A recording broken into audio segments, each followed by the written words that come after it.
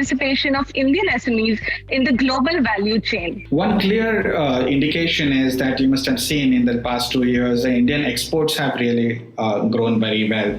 And I think what India and globe witnessed, in fact, I would say global market witnessed much more, was quite a different scenario than what we witnessed in early 2000s and 90s and 80s, wherein a lot of the nations, a lot of the countries started becoming focused more inward as opposed to integrating more with the world.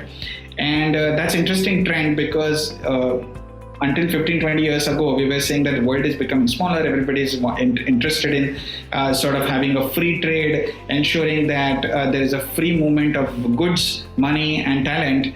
But in the last 2-3 years, we observed that a lot of the nations are actually looking at inward interests and their own interests. US, China, great example. Look at Asia. There are multiple examples wherein every nation is looking at their own interests. You look at Europe, it's a classic example today. The recent issue that happened between Russia and Ukraine. I mean, you take multiple examples. Every nation is trying to look at protecting their own interests as opposed to helping the world, right?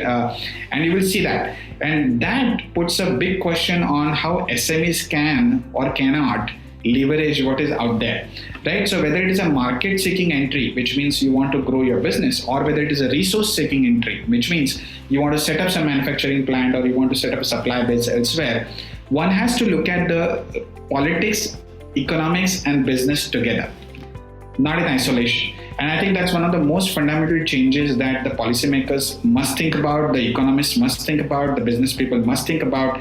So I think a greater alignment between the objectives of these three different entities that I talked about, politicians, economists, and business people, is a must when you want to look at ecosystem, basically SME ecosystems in different countries talking to each other.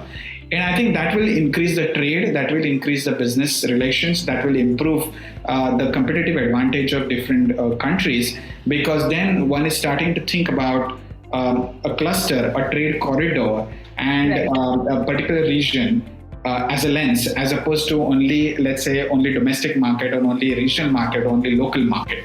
I think that needs to be changed. And finally, this entire framework and lens needs to be instilled deeply in the minds of the entrepreneurs and the business people. Because today, everybody is thinking about growing from X to Y. They're not thinking about a global vision. And that goes back to my earlier point in terms of to what is the extent of their vision? What is the expanse of their, what they want to do in life as entrepreneurs. So I think these are all different factors that need to come together to be able to make sure globally SME ecosystems and in India, Indian ecosystems thrive.